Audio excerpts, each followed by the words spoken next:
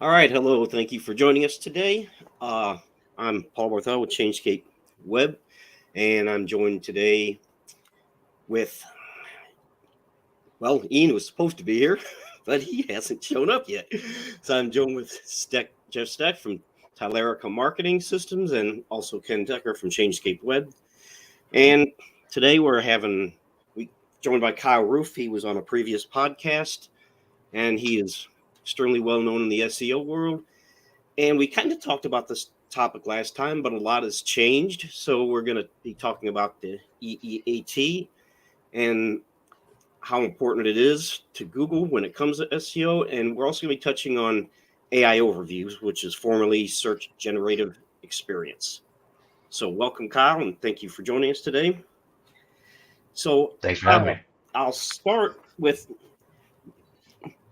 having you explain what EEAT is, and is it a ranking factor? And if it's not a ranking factor, why is it so important? Well, the idea, I think, from a kind of a top-down view is, should your site be in the index in the first place? Is your site something that Google wants in their results? And so it's one of those things that might not be a direct factor if you have EAT signals, but it's the type of thing that once Google checks your site or does an EAT or meta update, the idea is that you will be able to keep your rankings that you got.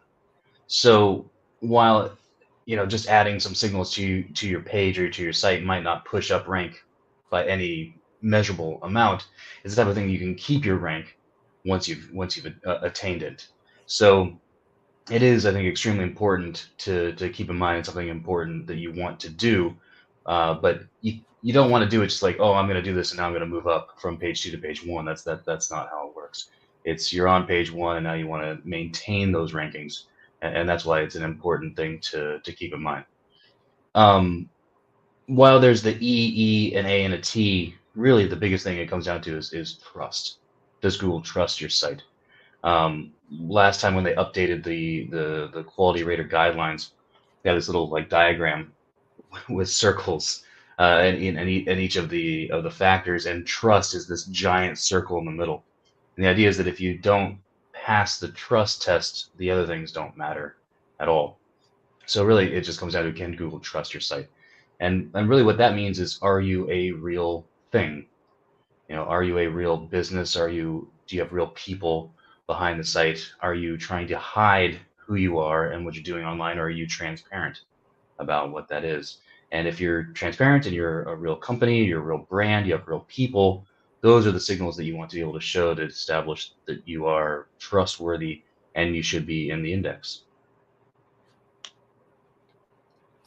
Can you give us an example of a site that isn't trustworthy? Sure. The classic example is the affiliate site. Google's been very hostile to affiliate sites for 5-6 years. That's no surprise. And one of the main reasons is that, so somebody comes to an affiliate site to buy, and they search for the best vacuum. They come to a page, they see it, they're like, okay, I like it, I'm going to buy this vacuum. And then they click on that and they go somewhere else to make the purchase. They go to Amazon, they go somewhere else, and then they might make that purchase. Well, what happens if there's a problem with that transaction? They got the wrong vacuum. The vacuum they got is defective. The vacuum they got harmed them. Where do they go? Well, most consumers will go back to the site where they were convinced, to make that purchase. And what happens when there's no support or help there?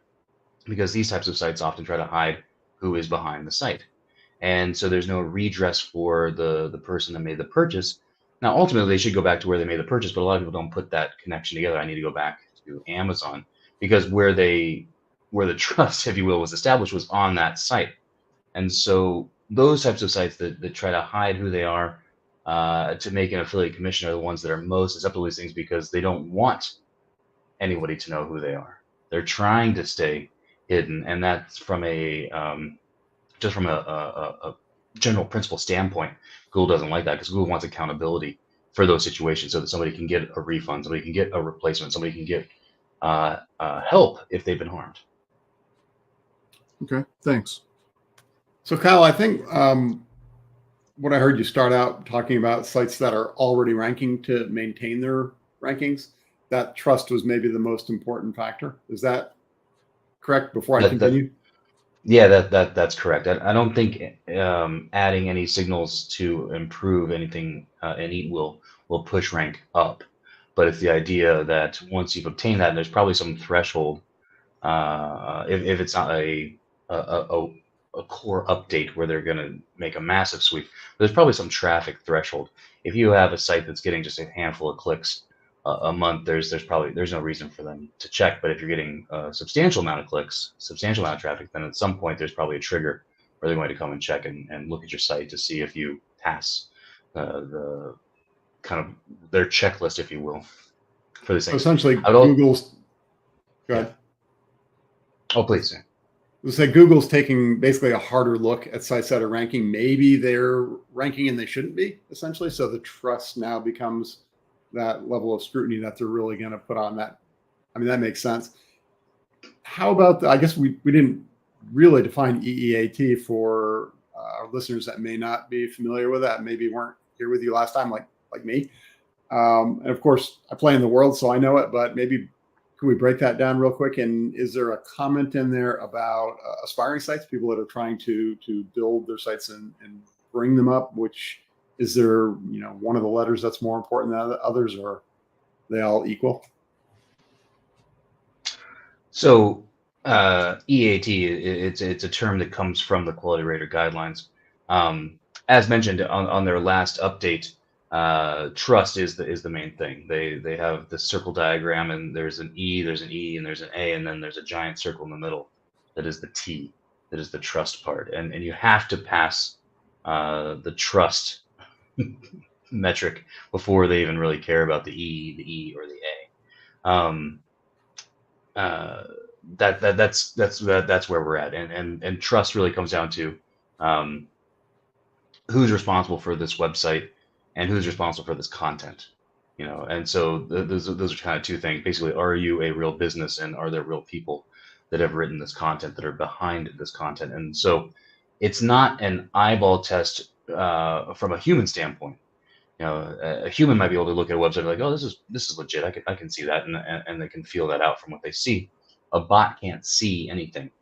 A bot is coming through and crawling to find signals that match up to these particular types of things. And so you need to make it as clear and obvious as possible to a bot who'll be crawling your page that you have these types of signals to say, like, yes, we are a real company. We are responsible for this website. We are responsible for this content. And it's not one particular thing to do. It's probably checking enough of the boxes that fall into this thing.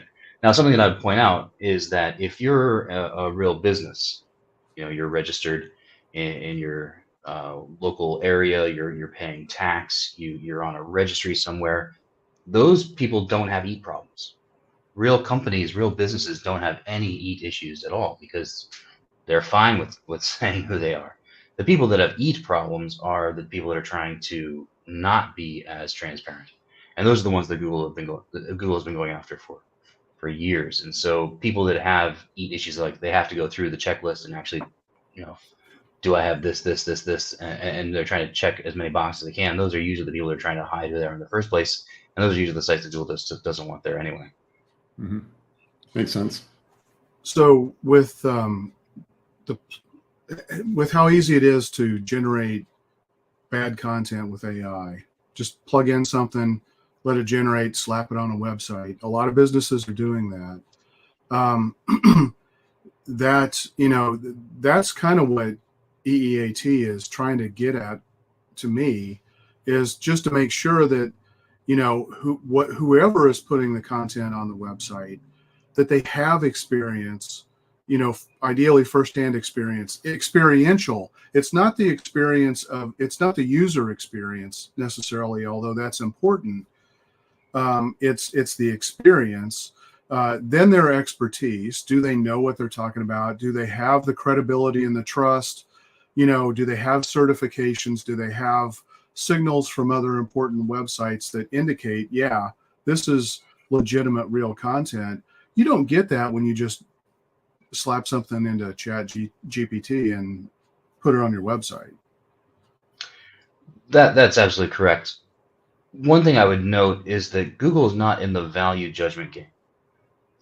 What's better? Somebody that has a degree from MIT, or someone that has and they're fresh out of school, or somebody that has 25 years of experience but no degree? What's better? Who knows? Who cares? Google isn't in that game.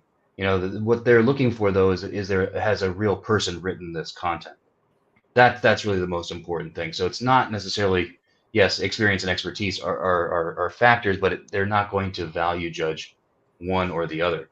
What they're going to do is they're going to try to determine if it exists, and that's kind of the important point. The other thing I'd mention too, though, with AI content, there's nothing AI about it, and that's AI. This industry, we enjoy applying labels to things to make it simple, but these labels have actually no meaning, or like the actual meaning doesn't exist. So when you look at AI content, that's from a language model, an LLM, and really what that is, those things are guessing at the right words that should come from the prompt that you gave it, the question that you asked it, for example. And so when you think about it, it's got a corpus. It's got all these words. You've asked it something, and now it's guessing based on what it knows on the words that it should provide. Essentially, this is just a glorified spinner from 2012. Yeah. Now, it interacts in a very nice way, and it compliments you, and if that feels great. But at the end of the day, it's just spinning content. And so the reason that Google has heartburn with that is that you're not adding anything to the conversation when you're just providing spun content. Because at the end of the day, that's all that it is. It's duplicate content. You haven't added anything to the web. So that's where it becomes problematic. And those are the systems I think Google uses to find that content, is that it's duplicate. And it hasn't offered anything new, or it hasn't offered any kind of perspective.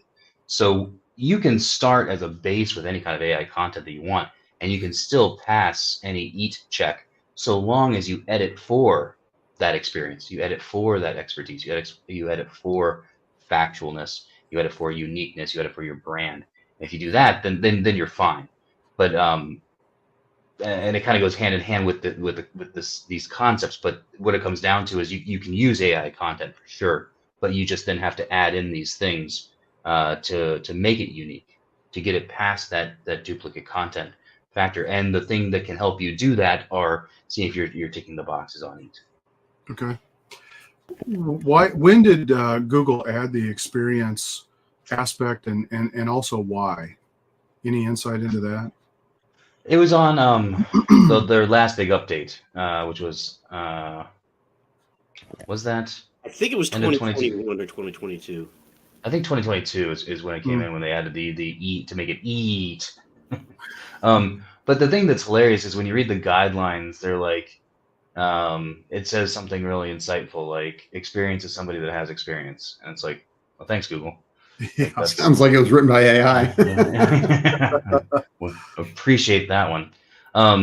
But expertise, kind of how they do break it down is expertise is more like, is actually like a degree or a certification or something like that. And then experience is time, is probably what they come down to. But how you express that in content is extremely difficult. Like to identify like this is an adequate level of experience, or this is an adequate level of expertise. I think that's very, very tricky to put into content, and I think it'd be very expensive for them to try to figure it out. But what I think they can do is they can look at, can they verify if this is an author? Are there signals on this site or on this page that make it clear that an actual person wrote this and they're taking responsibility for what it is? And so I wouldn't worry about, say, getting a PhD or somebody with a master's degree to write about your plumbing. That's not what we're talking about. I think what we're talking about is if you can establish that a person wrote this, and so those are the signals. So you want like an author bio page on your site, and you want to link to that, and you want that within your schema. Schema are the tags that go kind of underneath the content that search engines see, that make connections between between things? Do you have links out to a LinkedIn profile? Do you have links out to maybe any appropriate certifications that you might need to have or would be important to have? And keep in mind also too, though, Google probably will not go to that other site. They're not going to go read and be like, oh yeah, this person's certified. But it's just the existence of the link. These things are there. And I think, as I maybe mentioned earlier, it's never doing just one thing. It's not just like, okay, I did this one thing and now I'm good to go. It's ticking as many of those boxes as you can, because again, it's a bot. The bot has to come in and look at these things and try to identify as many positive signals as possible. So the more you can do and the easier that you make it for the bot, the better. So I come from a background decades ago where, I did a lot of federal contracting. And I kind of, what you just described sounds to me like the first cut that evaluators make when they look at proposals that they're getting, to respond to a request for proposal. And if you don't check the boxes, you're automatically dropped, if not eliminated. And in this case, you're not going to be eliminated per se, but you're certainly running the risk of being dropped because you're not doing the right things. You're not fulfilling the requirements that were specified in the proposal itself. That's exactly it. The frustrating part of it, though, and also in your example, is that it's not consistent. They might catch 80% of those things, or they might discount 80%, but there's still maybe 20% to get through that probably should have been discounted in the same way and are not. So you always get into like, well, they're doing this, and they're doing just fine. Well, it could be a matter of time. It could be they slipped through. It's not a perfect system at all. And I think your example kind of is a good analogy because of that. Those people are probably going to get discounted, but there are some that are going to slide through because it is not a perfect setup. And so if you can get past the inherent unfairness of Google and all this, but then realize just, we're trying to do as much as we can, or we're trying to tick as many boxes as we can, then that's what you want to focus on. Okay. So what are some effective ways for a business to establish expertise in the eyes of Google? Is this part of the people first content that Google seems to like to talk about? Yeah, it's really just establishing humans would be my opinion, because you could put in like that first person sort of content and so like, I did this, or we did that, or we think this or that. You could put that in, but I have a hard time believing that that's what they're going to do. Again, just you have to think about it from a cost perspective. Are they really going to go through each document on the web and look for first person narrative to see that somebody actually has that knowledge that I just have a hard time believing that.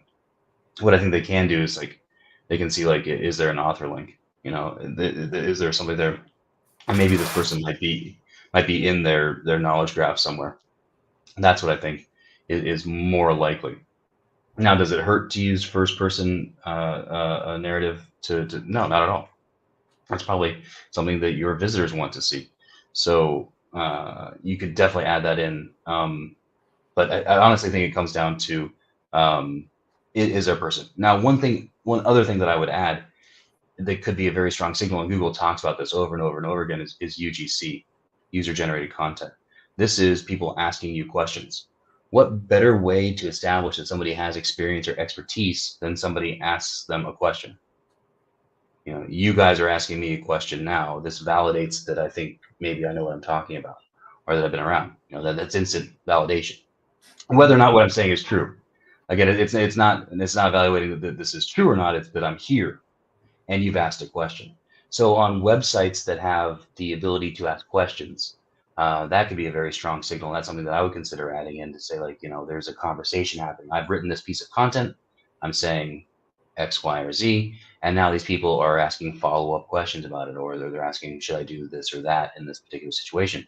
And again, it's not that Google's reading that to see those questions, but just that somebody is actually engaging with this content, that there's a community on this site, or there are people, engage with this site, and now they're asking this person who they perceive is an expert, and they're asking them their opinion. And so something else you could do aside from maybe saying that this is a real person is making sure that there's opportunity for dialogue on your site, and that's also something that Google can read and see that, okay, these are the questions and answers that are happening on this particular piece of content on this site in general.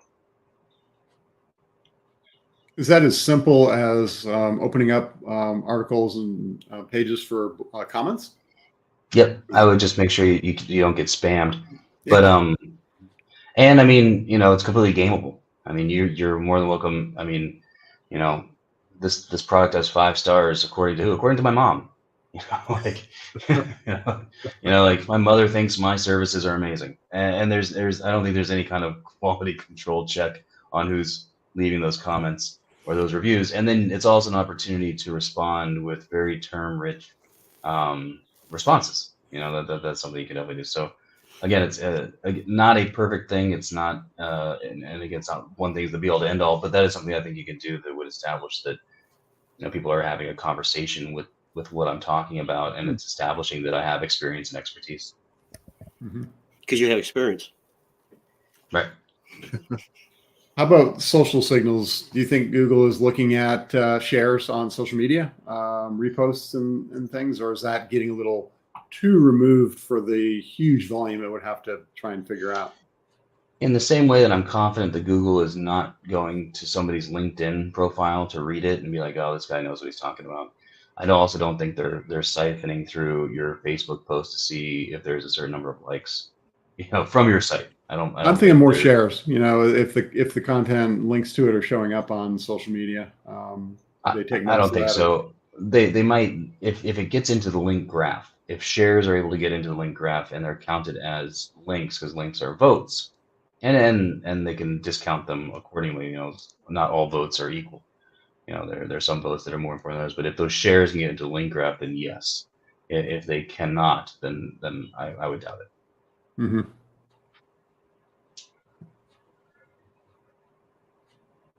Paul, do you have a follow-up, or are we ready to move on? I know we had a... No, he pretty much already answered that one about trust being probably the most important one. Yeah. So let's jump back then to the search quality rater guidelines. I think you mentioned those, at the top of the show. So there's 4 different levels for each, right? Lowest, lacking, high, and very high. Can you speak to those? Maybe break them down, explain kind of what they mean and how, for our listeners, what they should do with them? Ignore that entirely is what I would recommend. Because you're getting into the weeds when you're thinking about, okay, do I have this little thing and not that other thing? It's more, again, are you real, and are you presenting that as clearly as possible? And again, keep in mind, it's not a human looking at it and being like, oh, I like this web page, because Google's not looking at the page. Let me give a quick example. I can rank a blank page. I've done it repeatedly, and I did it last month. And people doubt this for some reason, and then I do it again and again and again. And it's to show that Google is not looking at the page. Google is looking at the code.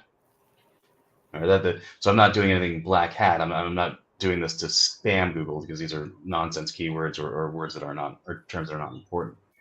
But the idea is that, and we have to make crystal clear, is that Google will rank a blank page. So it has nothing to do with the look of it. It has to do with what's inside the code. So getting lost in the weeds on some levels of this, that, or the other is a complete waste of time. 100%. You need to make this just as clear as possible to a bot that is looking at your code. And as soon as you're worried about something in terms of this or that, in terms of, like, again, a value judgment, that's not what you want to be spending your time on. You can do other things that are significantly more important.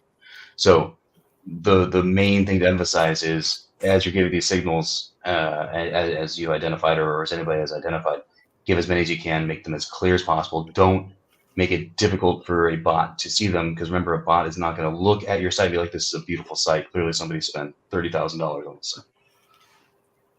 They won't be doing that. They don't care if it's a $5 site from Fiverr. They don't care if it's a $50,000 site from the best web designer in Lincoln, Nebraska. That makes no difference whatsoever. Can they find these signals? Can a bot see that there is a real person behind this company, that this company is transparent, that they're giving their business information, that they've got these links out to things that they should have links out to, and they've got links out to things that their authors are establishing that they're real people. Those are the types of things you need to focus on, not any kind of value judgment to low to high on any of that. That's one of the most difficult things to get clients to understand, that a person is not looking at your website. It is a bot that is crawling it and reading the code. And people just don't understand that. Well, you hear it all the time. When the biggest lie is just write good content, right? And then you've got somebody that will write good content, and then they'll tell you this is actually good content. And then they're saying legitimately, like, I am an expert in this industry. I've been doing this for 15 years. And then they'll say on page 1 of Google, 3 of these sites aren't even offering the service, or they're not even talking about the thing. But I know I've written, and I'm not even on page 5 of Google, right? So they almost take it like a personal attack, like they did something wrong. But it has nothing. Again, it's not a value judgment. Google's not like, oh, this person is actually an expert, and I'm a better person for having read it, and now I'm going to rank their stuff better. Like that's just not any part of the process at all. So you really do have, or I don't know how many times I've heard people, even SEOs will say, this site is garbage, right? And I don't understand why they're outranking me. Their content's whatever, and their site's terrible, and they don't have anything. And I go and look at it, and it's like, it's not the prettiest site of all time. But then when you run like an actual tool on it, and be like, well, their term counts are great, and their link profile looks great, and you can see that this page has been here for 5 years. I don't have any problem with this. And then you bring that up to them, and really what it came down to was, like, they think the site is ugly. They're looking at this, their site is prettier. Their site is prettier, and that's actually what they're doing, is they're like, well, my site is prettier. It has more functions and features, which I'm sure that it does. But again, a bot does not care that you spent, money on a site when this other company may not have. They're ticking all the boxes. They're satisfying what an algorithm needs to see. And it's not a beauty contest. It's not a popularity contest. It's, did you get the words on there that the bot needs to see? Did you do the things that the bot can find? And that's all that it comes down to. Yeah, it's so frustrating that so many customers get seduced by these beautiful, slick sales presentations to build these beautiful looking websites. Who cares how they function structurally or semantically? They just want the pretty, and that's not the way to think about this. You're exactly right. I would say, though, I do see on small businesses where they went to, and I'm not going to throw any platform under the bus, but they went to a platform that somebody has no experience whatsoever, and they do put up a pretty janky site as well. So the solution isn't just build your own site and you're okay. Right. I would recommend getting a dev, and I would recommend having somebody that knows what they're doing and can put you on a platform. But yeah, that aside, it is not a popularity or beauty contest. All right, so let's jump into the newish stuff. Not going to say it's completely new. So Google Search Generative Experience, now they've made some changes to it. Now they're calling it AI Overviews. So before we even start talking about it, can you explain what it is? Nobody knows what it is, so I'll take a guess. But that's kind of the conclusion I came to, because you cannot find a good explanation of what it is. So a few years ago, Google introduced featured snippets, and featured snippets is a way to steal content and put it on Google and provide a quick answer. And they put it at the top. And when this happened, all of SEO freaked out, saying that SEO is dead and there's no reason to be here, and Google's stealing from us. The part that is true is Google is stealing content. That's 100% true. But it didn't signal the end of everything, and it took a little bit, but most people realized it's probably a good idea to try to optimize to get into that featured snippet spot. I would say maybe there was like a 5 to 10% haircut on traffic as a whole. But then from that time, I can't even remember what year this was, 5 years ago, 6 years ago. From that time, though, traffic increased. And so while that haircut happened, it was absorbed because traffic increased, and then people adjusted, and everybody lived. So now we've got something very similar to that, is how I see it. It's more like an advanced featured snippets. It's not anything wildly revolutionary. It's Google, again, stealing people's content, because that's what they do. And they're putting it in different places because that's what they do. And they're trying to do it in a way so that people can get good answers or quick answers, which is an understandable justification. My guess is going to be that there'll be a similar haircut. Maybe this time it's more like 15 to 20%, and that could be significant for some businesses, especially if they're the kind of thing that you can give a quick answer and there's no reason to go to the site. The thing that featured snippet killed were all the sites that were trying to optimize for what time is it in Rome, right? And then they could give you the answer for the time in Rome, and there was no reason to go into the site. Those sites died. What's the weather today? Those sites struggled. But by and large, most sites did just fine. They're not any of those types of sites, so they were completely okay with the featured snippets. I imagine something similar is going to happen. I think there'll be types of sites that will be very affected by that because there's no reason to go to the site once you get the information. But most sites, though, especially if you're a small business or you're a brand or you're selling something, people still need to get into the site to learn more about your services, learn more about your products to complete the sale. And so I don't think those sites will be overly affected by anything that the AI overviews do. So I think it's going to be an advanced featured snippets. I do think there will be a traffic haircut, maybe 20%, but I think that will be absorbed just like featured snippets traffic haircut was absorbed. I think search and traffic will increase, in the next little bit, in spite of the fact that people are niching out and going into other things. At the end of the day, searching TikTok does not provide great answers for what you're looking to do. I know people are trying to do it now, and I know some people are doing it, but ultimately, I think Google will still be the main source for information and for people searching. And what I see more than anything is we kind of figured out what you need to do to get into featured snippets. Once we get a little more experience with what the AI overviews is, we'll figure out what we need to do to get into those. And it's just a second layer of optimization, because you probably need to be on page 1 to show up into those things anyway. So you still need that first layer of optimization to get there. And then you need maybe a second layer of optimization to see if you can get into those different areas. And I would anticipate, these things just came out. They're not set in stone. I imagine they're going to change a lot, in the same way that Google always tests things and changes things. This will probably go through a lot of iterations before it gets locked into what it is. So I wouldn't stress too much about it. Make sure your pages have good semantics, and good semantic tags. Your H1 is the first thing on the page, and you got your H2s and H3s that properly formatted. You're getting your NLP and semantic terms on there, which just means you're writing good content that makes sense for what you're talking about. You don't have to go too deep with that. Just write actual sentences would be a good first step. And if you do that, you're gonna be okay. I think you're going to show those things. There are probably some tweaks here and there on what we really need to do, but by and large, I think most people are going to be just fine. Most sites are going to be just fine. And whatever cut that comes in traffic will be absorbed in the next couple of years, just in terms of as traffic growth happens. Yeah, I think some of the early concerns seem to be that we're already seeing ads popping up in the AI overview section, and and it's pushing. That's deliberate. I think. God, I forget who it was. Somebody. I read an article and it was at the Google I/O conference or whatever it is, and they came flat out and admitted that that's exactly what they're trying to do. They have to monetize it. Yeah, exactly. Yeah. If they don't have ads there, then in a situation where people aren't going to click through, they have to have an ad there in order to maintain their revenue. So of course they're going to be ads. They're a very profitable company that wants to stay that way. And they have shareholders to answer to. Yeah.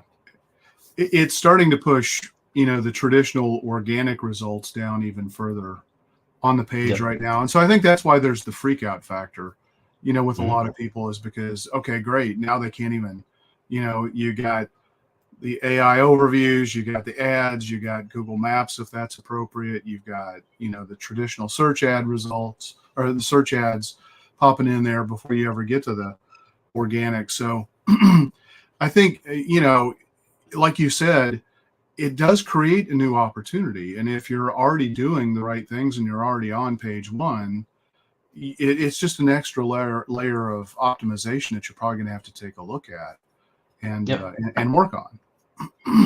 That's exactly what it is. It's just another optimization factor. That's what it comes down to. It'll be interesting to see. I like to talk to my father and ask him, "Hey, how'd you find that information?" Because he's not an SEO and is not a marketer and has no interest in any of that. Hey, what do you think about? Hey, I was like, hey, what do you think about the new stuff in Google? And he's like, what new stuff? He's, yeah. Like, and he's like, yeah, I did it and I scrolled around and then I found what I was looking for. And so I understand for sure that things are getting pushed down. And again, I think that's where a traffic cut will happen, but people are still getting there. They are. And again, though, if you're on page one or probably page two as well, that gives you the opportunity to get sucked into whatever the cards are to that area. People are clicking. So I don't know. Ask some. I don't want to call them idiots, but like SEO idiots. People that just aren't. Ask them how they're searching. And that should give you some insight as to how people are doing it. And right now, I don't think much has changed. They're still searching and scrolling around and clicking on stuff. Yeah, and From their point of view, the presentation may be a little different, but yeah, they just find results. Click on results, Yeah. right? Yeah. The only people that complain about Google results are SEOs, and then the other people that complain about are people that have an axe to grind. I was ranking number one and now I'm not. Those people complain, and then SEOs complain, and then after that, the other 99.98% of the population does not complain. Yeah, and they quickly adapt, actually. Yeah. Yeah. Because if they're finding the answers they want, they're okay with a slight inconvenience, realizing that I'm going to ask this thing a question. Maybe I don't get it on the first try, but they understand that there's a decent chance they're going to get it on the second or third try, and they're okay with that.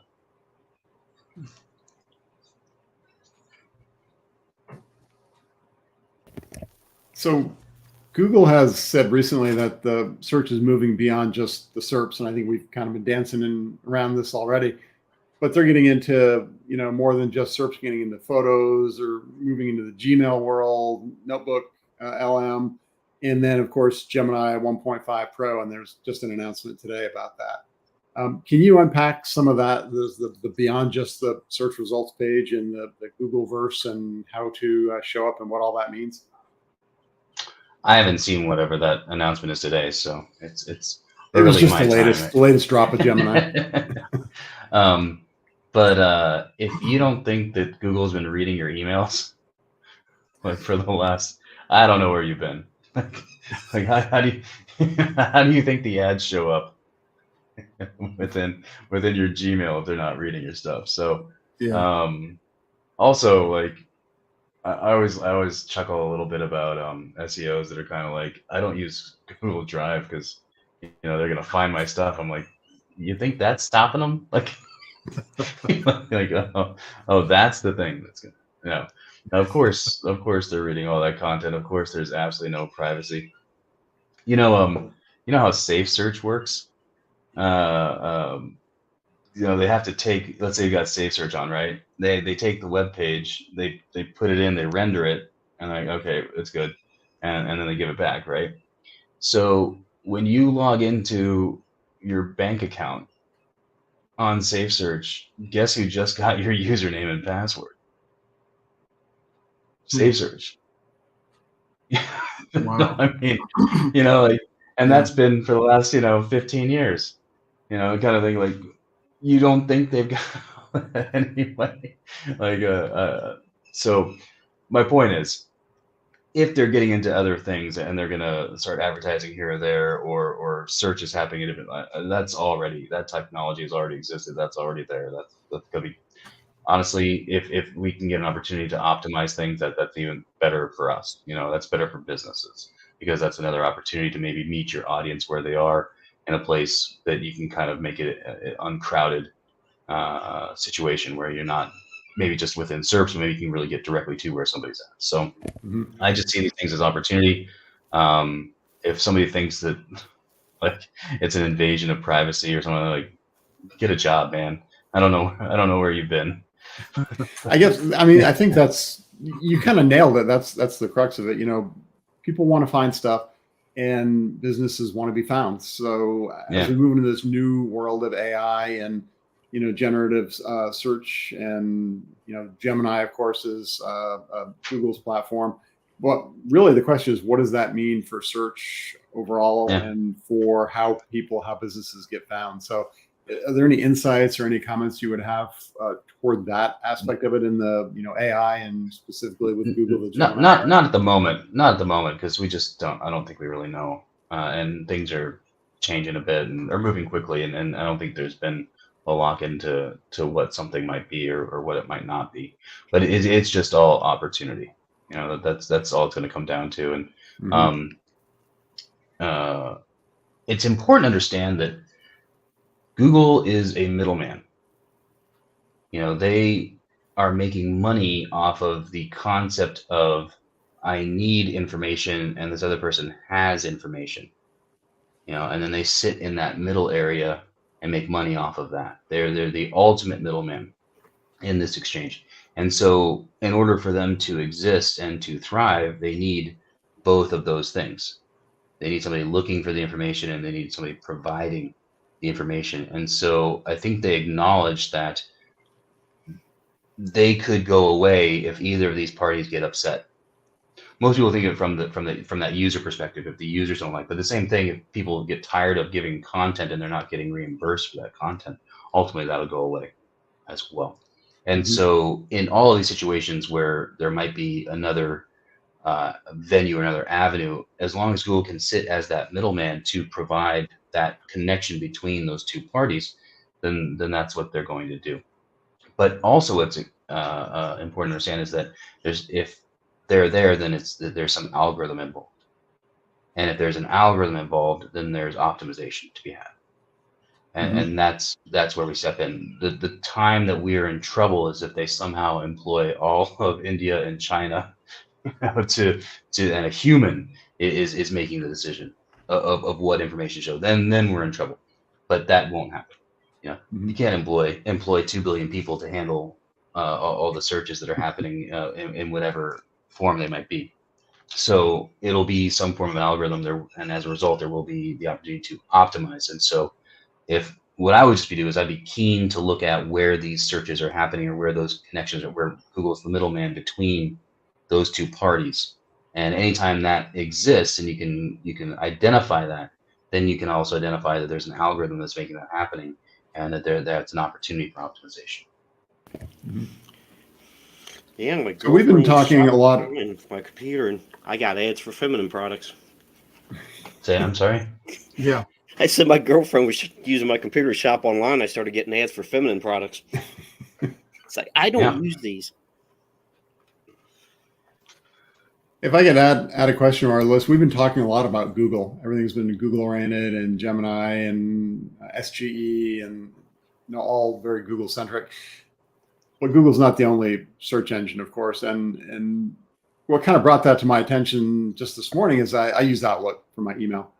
And I highlighted a phrase in an email. I was going to copy and paste it into Google to search. And all of a sudden, Outlook is like, do you want to search for that? And it, of course, then went to the sidebar, but it was, I'm sure, the Bing engine that was doing search. So my question is, we've been talking a lot about Google and the future and how things are changing. Do we need to worry about Bing or other minority share search engines, or do we just worry about Google and all the rest kind of fall out of that because they're following what Google does? I really hope we do. I really hope we do, but I honestly think it feels like a Simpsons episode where it's like you wanted McDonald's burger or Burger King burger, and you end up with a Dairy Queen burger, and they're making some joke about it, and Nobody wants a Dairy Queen burger. Do you remember those Wendy's ads from back in the day? That was like getting burger B. I don't know if you guys are old enough to remember those, but so I feel like Bing is still burger B, and I don't know who genuinely wants to eat that. Yeah, I so guess people do. my question is, this, it's what about 15%, right? But as it moves into, I think email, that's way generous. I think Google still has about 102% grip on market share. If like that's got to be Bing propaganda to say that they've got 15% of search. There's no chance. There's no chance they've got that. And maybe cumulatively, because AOL is Bing, DuckDuckGo is Bing, Yahoo is Bing. Anybody that's done a proprietary, I have a search engine, that's Bing. Comcast and Cox and those cable providers, that's all Bing. So maybe you get there. What's that? They still exist? I mean, there's still like when you log into your cable, there's still like a search bar in there, and who uses that? People that are 900 years old. Exactly. That's the only people who would in their right mind would search there, but that's all Bing. And so like there is some form of an audience that is doing those searches and they're getting those Bing results. Did you see that in ChatGPT they used to say powered by Bing, and then they took that away because again people are like, wait a minute, I'm eating burger B. Like I don't want these results. So I mean, the perception is still there that it's not great. So my point is there are a lot of opportunities to get to Bing, and in spite of all those opportunities, there's no chance they're at 15%. Yes. So my question though was, do we not even worry about whatever the minority share is? Do we not even worry about that? Say it's not worth worrying about, or do we say it may be, and we need to pay attention to what they're doing as well? And then, do you see things changing as their own AI tools start to maybe try and change that balance of power as they bring it into, like I said, in Outlook, right? My reaction was, hell no, I want to use Google, and I copy pasted it the way I always did. But it popped right up there in the bar. So do we need to think about that as SEOs that are helping, getting our clients to appear in search? Do we need to be worrying about those alternatives? I mean, if you have a product that people that are 55 plus would buy, then I would put an eye on Bing, because again, who's searching in Comcast when they log in? It's the same kind of people that search for Google to get to Google, right? Like, and I honestly think like Google is like the number 5 search in the world, so you can't laugh too hard because there are a lot of morons that are doing that, right? But I think a lot of them are pretty old. But the idea is that there are people doing that search. So if you have a product that would be towards that demographic, then yeah, for sure, I would definitely take a look at it. But that said, Bing has very little external signals for their search results. They're definitely doing some with backlinks, but not much at all. And I doubt they're doing anything with user experience. And I doubt they're doing anything advanced, even on like naughty niches, things that are problematic, like payday loans. Google is very hyper vigilant on those types of searches, and they definitely have a higher level of scrutiny. You can see that there are different layers of algorithm for casino and stuff like that, or anything else that falls into the YMYL category. Bing doesn't have any of that. Bing is still very highly focused on your on page. So if you do your on page for Google, there's a pretty decent chance you're doing well in Bing. So something I would look at, I would still optimize towards Google, because it's very likely that whatever you did for your on page is great for Bing.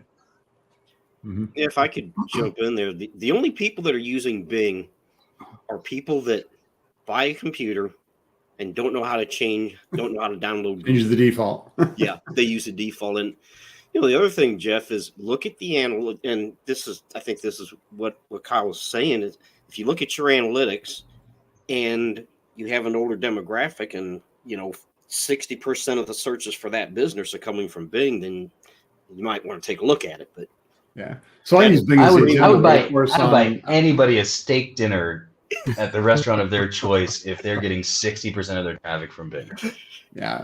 I'm not saying they are. I'm just saying if you have a disproportionate amount coming from Bing. But actually, here's a great thing. Can you identify 15% of your traffic? This would be good. You know, if you service enough sites and you've got some sort of tracker where you could see, or actually Google Analytics I think will show you, are you getting that much traffic from Bing and from the Bing family? You could probably get a good idea. I bet it's 6-7% is what I would guess. But you could probably see that in your analytics. Yeah, you can, and I wouldn't disagree with that as just making an example that if you're getting a disproportionate amount for whatever reason. I know what you're saying. I know what you're saying, but, Yeah. but you could actually kind of get a decent idea if your traffic is coming through your analytics, because they show the referral from Bing and DuckDuckGo and a few others, so you could, or Comcast. Or Comcast. Yeah, so I use Bing as the example, but of course, iPads, Apple devices come with Opera, right? Or whatever their browser is now. I've got Chrome on my iPad. So, but the question was, we just worry about Google and everything else takes care of itself versus having to spend any energy on the others. That was the because it falls into place. It falls into place. Yeah. So Kyle, you have a software called Page Optimizer Pro. And I know you've just released what's called, I believe, Next Gen EEAT. You want to talk a little bit about that? Oh, we're pretty pumped about that, to be honest with you. I think we're using AI for good here. But essentially, this kind of gets into going through the quality rater guidelines. There are 20 points on each of those: the experience, the expertise, the authority, and the trust. There are 20 points on each, so it's an 80-point check. It kind of gets into answering questions. Did you satisfy that from a bot's perspective? You know, so if there's that additional layer of check that gets into any of these things, so it's not just it's kind of a basic EAT check for, do you have a copyright? Do you have links to socials and stuff like that? That's kind of check number one. Check number two is actually going into this content. So if you have any concerns about that Google is doing these things, or that those terms might come in, but then also from a human standpoint, this actually gets you into content that humans like to read, that actually can establish that this is trustworthy content just from a human standpoint. And so what we've done is the AI goes in and does an 80-point evaluation on your content to see if you can hit all the letters, all the E, the A, and the T from the content that exists. And so it's a lot of fun. We're actually really liking it. I enjoy playing with it. And I don't say that about everything that I've done with the tool. There are things when you build it out, and there are things you build out and you're like, man, that was a good idea on paper, but I don't know. But like this though is actually a lot of fun, and we're really enjoying it. And as things get more advanced, this is really kind of another thing is future-proofing your content. That are you getting past? Will you get through these checks if and when they happen? So that's an interesting point. I mean, so if you've got a website that has been around for 15, 20 years, and you've made an investment in writing blog posts, and you've done a good job of being diligent to write out every service, a page for every service that you do, and you include some content about locations that you're serving and all that kind of stuff. It's probably still incredibly important for you to go back through using, a tool like Page Optimizer Pro to make sure that all of that old content still meets the criteria that have now evolved and changed from when that content was originally written. Well, two things. One is there is a form of inertia that happens, that sites that have been number one tend to stay number one, and it is harder to knock them off. That does exist. Okay. At the same time, there is also content rot. Where you can watch, this was ranking pretty well, and then it tends to slide down, and you can watch that go. And then there's the idea of the query demands freshness, deserves freshness. And then the idea is that, how new does this content need to be? So while there is that inertia that happens for most sites, you do need to be cognizant of the fact that after a certain amount of time, your rankings will drop for that particular piece of content as it becomes less fresh, as it becomes just older. And that's the rot that you see, and you can see this downward trend. So you should definitely have something in place to check your content to see, is this still fresh? Is this still talking about what it should be talking about? But even more importantly, as competitors come into the SERPs, as there's algorithmic changes, the goalposts shift, and so what was satisfying the algorithm may not be satisfying the algorithm anymore. And Right. as a result, you need to keep an eye on that. And if I can give a very shameless plug, we actually, because this was a problem that we had, within the agency, and which, well, where Pop comes from anyway, this was solving our own problem. But we have a system, we call it Watchdog, and the idea is that after you've optimized your page, you can click Watchdog, and it's going to monitor if there's been a change in the SERPs. New competitors have come in, and that can either be from an update or from when you got to page 1. Your competitors were pretty upset about that, and they started doing some more SEO. Yeah. And the idea is that it'll alert you to changes on page 1 to the SERPs, and also then let you know, like, hey, you might need to add these terms here, here, and here to keep this content fresh, to keep it within what it needs to be to maintain your rank. And so that's, you don't have to use my tool. It doesn't hurt my feelings if you don't. But you do need a system for that, because you need to monitor those changes. You need to monitor what's happening, because you can't, SEO isn't just a one-time, now we're ranking well and we can just let it go forever. There will be, That's right. There will be changes to the SERPs that you're going after, and you need to keep an eye on those.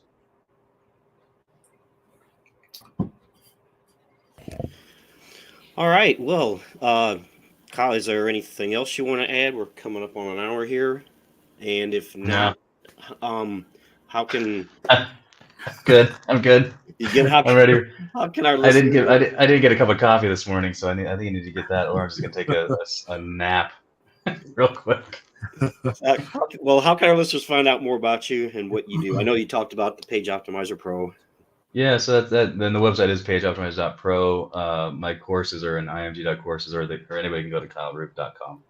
And somebody updates that site. It's not me. I assume somebody's on it. I saw the SSL certificate die the other day, and I was pretty upset about that. But it should be current. It should be good, and they can find my stuff there. All right, good. I think this is a good place to wrap up. Kyle, thanks for joining us today and sharing your knowledge on this. And thank you, our audience, for, probably not joining us because it's 9:00 at night. But there will be a replay. So I hope you found this valuable, and we will see everyone next week. And Ken, you're going to put this up there tomorrow at the normal time, right?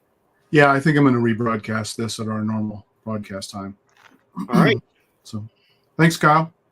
Thank you. Thanks, guys. Thanks, Kyle. Take care. Have a good day. Good night.